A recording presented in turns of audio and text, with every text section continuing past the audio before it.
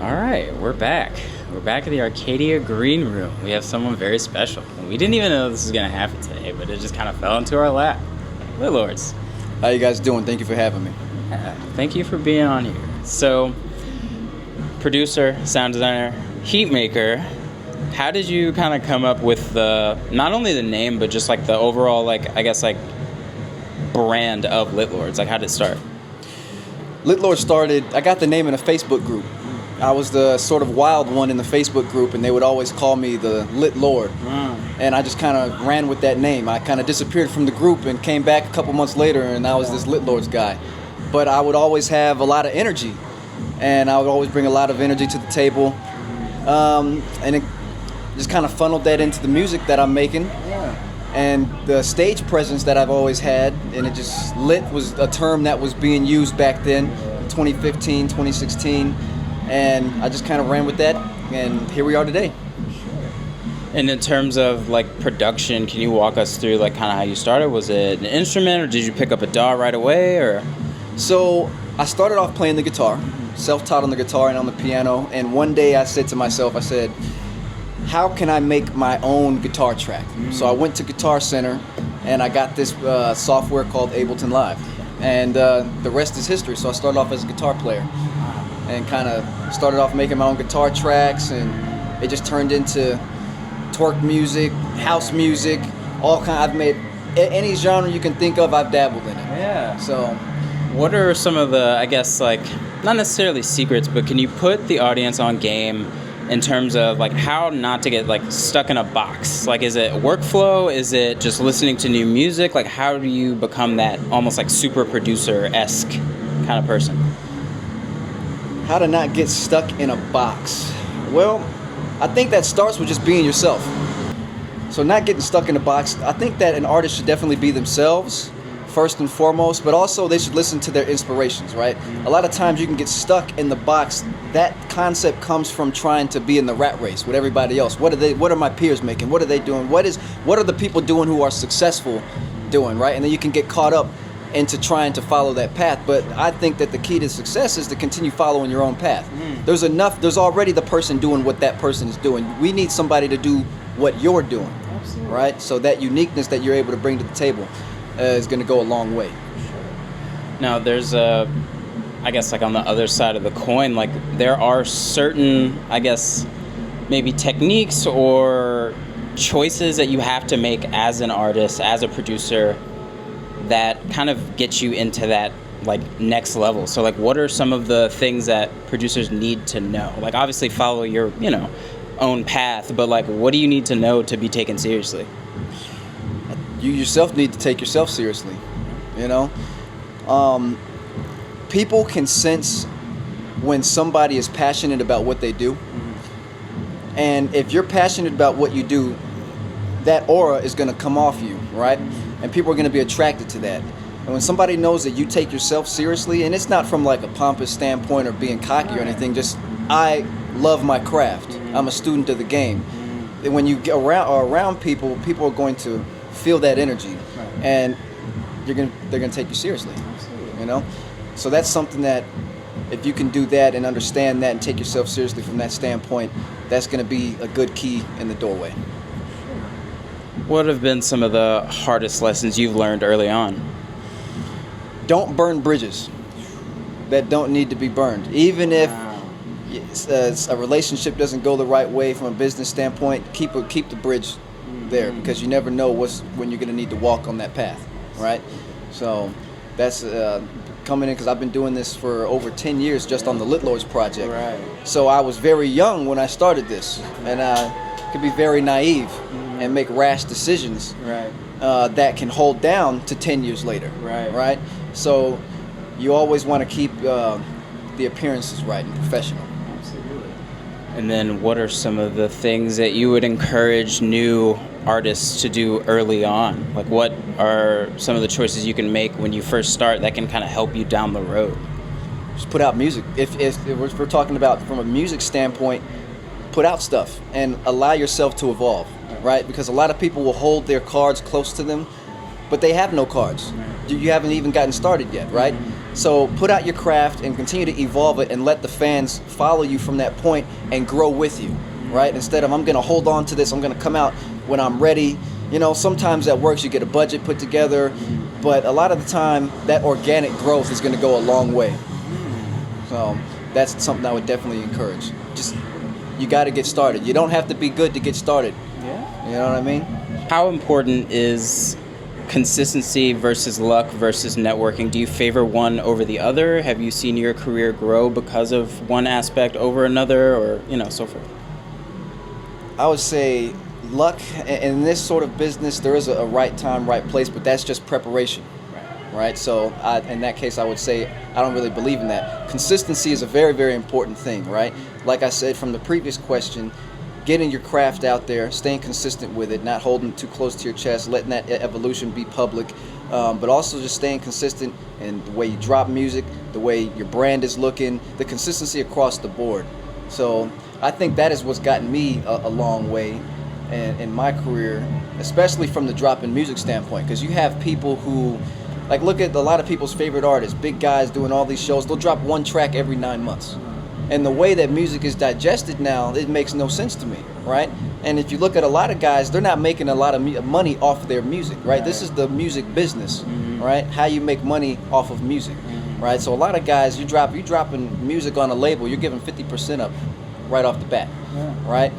And now, say I'm dropping a song only 9 months, right? Even if I get 1 million streams on something, that minus 50%, that minus manager stuff. I'm going on a tangent, but it's an important thing that I think a lot of people, they overlook. And that's why I talk about you want to be able to put out your craft and own your craft. You know what I mean? And from the standpoint of the question you were talking about, from not holding your cards close to your chest, when you can let that evolution grow naturally and publicly, then you won't need a label. You know what I mean? So, yeah. Kind of went on a tangent there, but no, that's very insightful. I think the audience will definitely appreciate it. Take fucking notes, all right? He's spitting game. If you could change any, like, one aspect, I know you talked a lot about labels and ownership and, you know, branding and so forth, but if you can change, like, one thing about the industry right now to benefit artists and producers, what would it be? I think that starts with the people. I think that, you know, I say take yourself seriously, but don't take yourself seriously as an asshole. You know what I mean? The path of excellence and perfection, there's no such thing, right?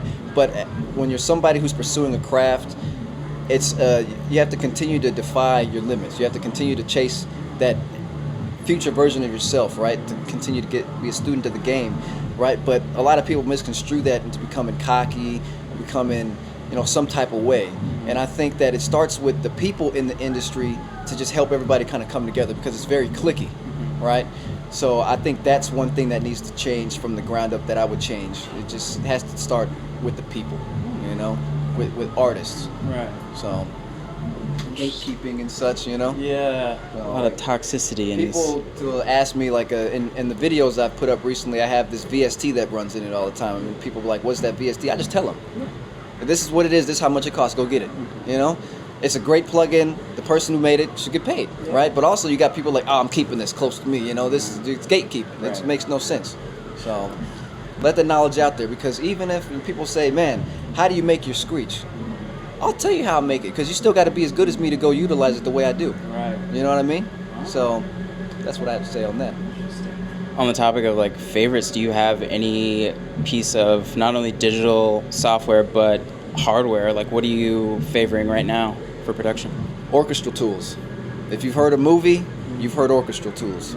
So that is one of my favorite platforms right now, especially for the sort of music and sound path that I'm diving into, which is cinematic bass, which is orchestral music, symphonic music, kind of mixed in with electronic bass music, so cinematic bass. And orchestral tools, they have some of the highest quality sound libraries you can get, recorded in some of the most high quality studios and venues in the world, with some of the most renowned musicians in the world. So from string orchestras, you name it. So endless inspiration, top-notch quality. That's like more than half the battle.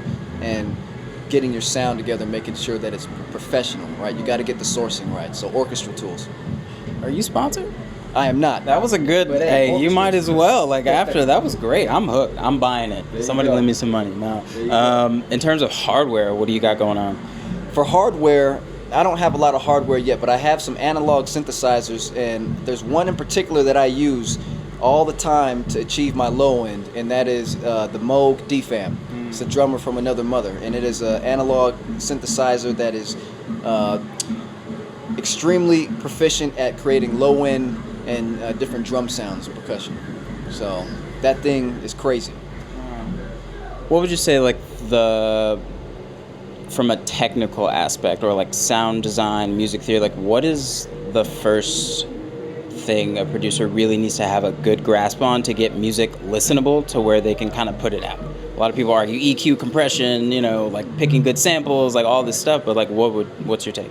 Even if you have the shittiest samples, I think if you can understand your basics, like you said, EQ, compression, volume, which we call gain staging, if you can understand your basic principles, it doesn't matter. Even if you've got a terrible sourcing selection, you can get it to a listenable quality. I think the thing that you should understand the most starting out is what is that threshold of releasability? And what I mean by that is, what is that threshold to where my song is now loud enough to compete in the industry, right? Or my bass hits the way that the pros bass hit. And I think that comes from reference tracks. So understanding how music sounds and what you're trying to do is going to help you down that path. You got to know what you're doing to get where you're going. And then I guess from a more advanced standpoint, the people who are really just getting into that next level, that more professional level, what are some tips and tricks that they could utilize? Tips that you can utilize for people going to the next level. I don't know, you have to be a little bit more specific. Like in the same sense as like, when you're just starting out, like having a good understanding of EQ, compression, gain staging. I mean, obviously you never stop learning. So at the higher levels, like, where you are now, like what are some of the more, I guess, advanced tips in terms of technique? Throwing technique out the window. Once you get up to a certain point, experimentation. That's what's going to bring you to make somebody listen to your music and say, I've never heard anything like this. This is unique. That's when that craft becomes that unique thing. When you start, right? Once you got the basics down and you understand what you're trying to make and what you're trying to portray, now throw the technique out the window. Experiment, right? That's what's going to take that to the next level and continue to take that to the next level. It's very insightful. I actually never thought about that. Don't follow the rules, man. Yeah. Don't follow the rules. Don't follow the rules. Where do you see your career like right now? Can you put a label on it? Where do you want to go? How far are you to achieving where you want to be? A long way off. And like I tell people all the time, my goal in this music scene here, I never wanted to play Ultra Music Festival. Never have. I never wanted to play EDC. Right. Never have. Right? When I came in, that was never my goal. I've always been about the music, right? And I am sort of going to play into my strengths and sort of realize my strengths that I like talking about music. I like knowing about music, technology, hardware, software, and people like hearing me talk about it. So with my goal, fast forward 10 years down the line, I have my Heart Academy imprint, and that is basically a place where people can go and be students of the game.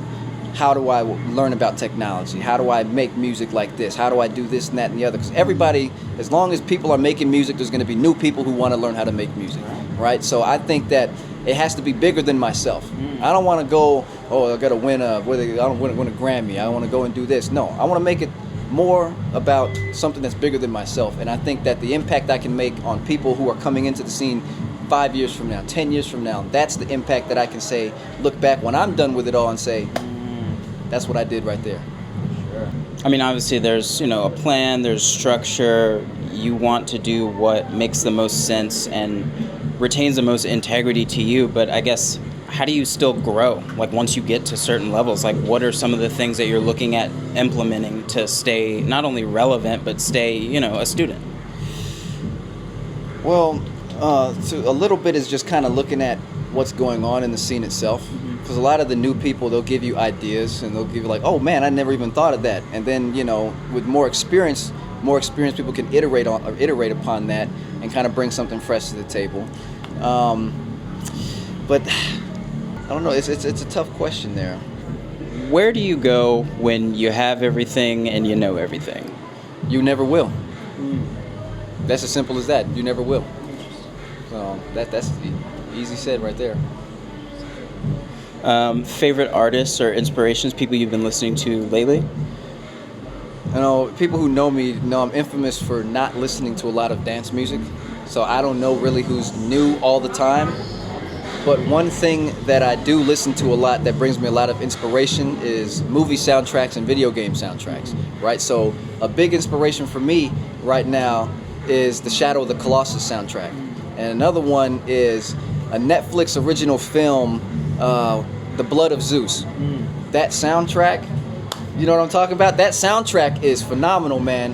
And then one last one is a classic, and this is Jeremy Soul's Elder Scrolls Oblivion soundtrack. It's a fucking classic. And just what I'm trying to do with the sound, I have to look outside of dance music to understand the cinematic and orchestral aspect of the cinematic bass that I'm trying to bring to the table. So, and those three, there are 4 or 3, however many I just mentioned, are just endless sources of inspiration for me. What's something the people don't know about you? Like, what's something that you've never really told anyone before? Something I never told anybody before. It doesn't have to be a deep, dark secret, but do you have any, like, crazy hobbies or weird food combinations or anything like that? I used to be a fish tank person. And I had my fish tanks. I had like a 40-gallon tank with an axolotl, planet tank with plants, and all whole fucking aquarium ecosystem, man. And then my house flooded, and then I got rid of it all. It was all ruined for me. So, but yeah, I'm super into fish. Might get back into it one day. But yeah. Shout out fish. Speaking of shout outs, we're going to segue into our shameless plug. We're going to give you a few seconds or a few minutes to shout out anybody and everybody that has inspired you, favorite food spots, like just go for it. Wade Hampton. All the OGs, they remember Wade. I wouldn't be here without Wade setting the foundation for my life as I know it. JCO, been a supporter from the very beginning of Litlords shit, always been a supporter of the music. Who else, man? Who else? All the fans. That's the plug right there. Everybody who's always been listening to Litlords music wouldn't be sitting in this chair being interviewed if it wasn't for all you guys who love the music and have been following the path. So those are my shameless plugs right there. Thank yourselves. And one last thing, can you give any sort of insight to what's next, maybe in the next, month, 3 years, 5 years? Like, what can your audience expect going forward?